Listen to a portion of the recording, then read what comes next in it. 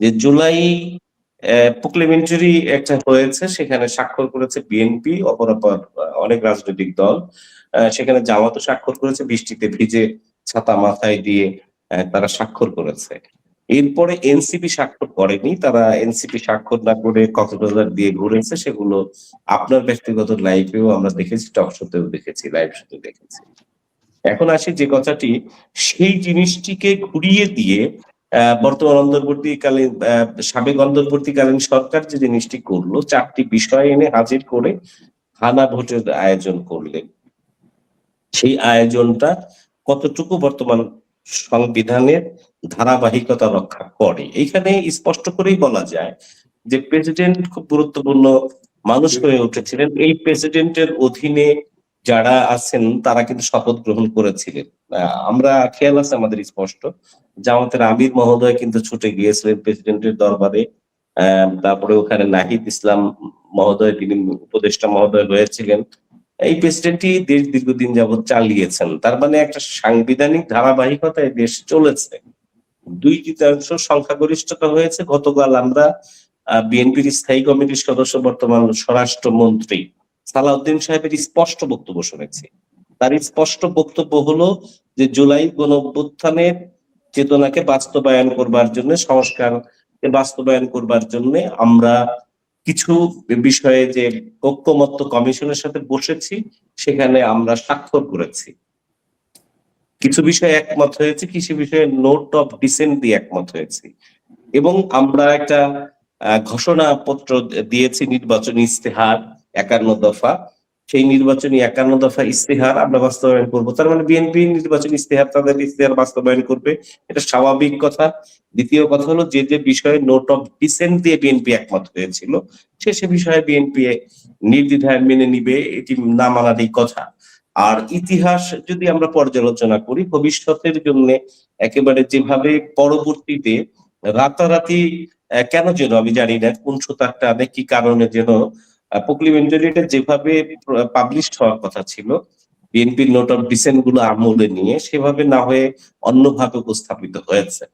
তার সেখানেই কথা ছিল, স্পষ্ট কথা ছিল, ইতিহাসকে যদি আমরা বিকৃতভাবে উপস্থাপন না করি, যে আমরা যারা রাজনৈতিক দল আছি পরস্পর, আমরা আমাদের এজেন্ডা নিয়ে জনগণের সামনে যাব। জনগণ যদি আমাদের ভোট দেয়, তাহলে আমরা যে কথাগুলো বলেছি ওই আপনার ঐক্যমত্য কমিশনে, সেই কথাগুলো আমরা বাস্তবায়ন করব। যারা ক্ষমতায় আসবে তারা সেইভাবেই চলবে। এখন 2/3 সংখ্যাগরিষ্ঠতা বিএনপি পেয়েছে, কাছাকাছি বিএনপি স্পষ্ট জনগণের সামনে হাজির হয়েছে। যে যে বক্তব্য দিয়েছে, সে বক্তব্য যারা বিজ্ঞ প্রাজ্ঞজন, রাজনৈতিক বিশ্লেষক সবাই জানে যে এই বিষয়ে এই বিষয়। তো কাজেই একেবারেই জুলাই পার্লামেন্টারি যে সিদ্ধান্তটা জামাত দিয়েছে, সেই সিদ্ধান্ত বিএনপি বাস্তবায়ন করবে, এমনটি ভাবার গণতান্ত্রিক প্রক্রিয়ায় কোনো সুযোগ নাই, কোনো কারণ নেই।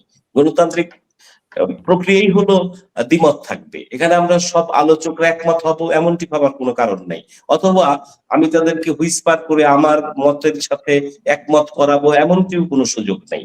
কাজেই যে ঘোষণাটি বিএনপি দিয়ে মাঠে নেমেছিল, যে আমরা আমাদের 51 দফা দিলাম জনগণের মধ্যে নির্বাচনী ইস্তেহারে, এবং আমরা পার্লামেন্টারি বিষয়ে নোট অফ ডিসেন্ট দিয়ে আমরা একমত হয়েছি। যে যে বিষয়ে নোট অফ ডিসেন্ট দিয়েছি, ওটি মানে বাস্তবায়ন করার দায়িত্ব বিএনপির ঘাড়ে নেই।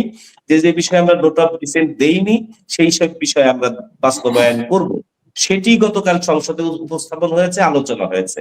বিএনপি একবারের জন্যও বলে নাই যে আমরা সংস্কার বাস্তবায়ন করব না, কিংবা আমরা জুলাই গণঅভ্যুত্থানের পার্লামেন্টারি বাস্তবায়ন করার পক্ষে নই, একথা বলেনি।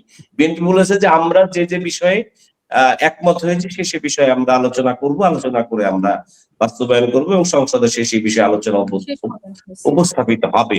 এটি গণতান্ত্রিক ধারাবাহিকতা। সংবিধানকে কাটাছেঁড়া করে যেভাবে পরিবর্তন করেছিল পতিত স্বৈরাচার, সেটা আমরা জানি, একেবারেই কাটাছেঁড়া করেছিল। 2/3 মেজরিটি থাকলে সংবিধান পরিবর্তন করা যায়। এখন কথা হলো যে আপনি আমাকে ভয় দেখিয়ে টক শোতে আগে বলে দিবেন, একটা স্ক্রিপ্ট ধরিয়ে দিবেন যে এই স্ক্রিপ্ট আপনি টক শোতে পাঠ করেন সেটা আমি পাঠ করবো, বিষয়টা এমন তো না।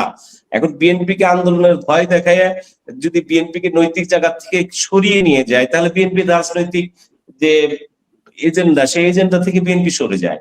বিএনপি তো এক চরম দুঃসময়ে, যখন সবাই বিএনপি কে কোণঠাসা করেছিল, চাঁদাবাজ বানিয়ে বিএনপি কে দমন করবার চেষ্টা করেছিল, বিএনপি কে চরিত্র হনন করে রাষ্ট্র ক্ষমতা বেদখল করবার চেষ্টা করেছিল, ভোট নামক তামাশা করার চেষ্টা করেছিল, আজীবন তারা ক্ষমতায় থাকবে এরকম এজেন্ডা নিয়ে তারা মাঠে নেমেছিল, সে সময়ও বিএনপি একমত হয় নাই।